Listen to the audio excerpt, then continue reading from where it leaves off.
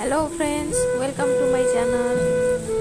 आज बहुत ज़्यादा बारिश हो रही है, इसलिए मैं स्नैक्स बनाने जा रही हूँ।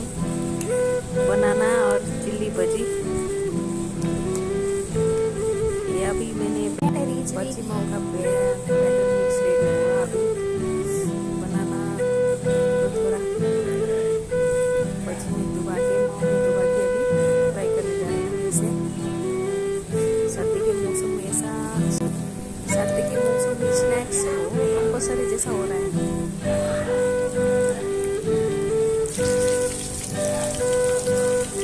चिल्ली भजी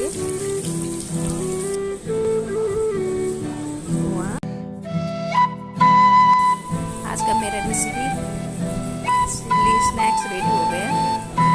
देखिए, आप लोगों को पसंद आया तो लाइक कमेंट शेयर करना मत भूलिए।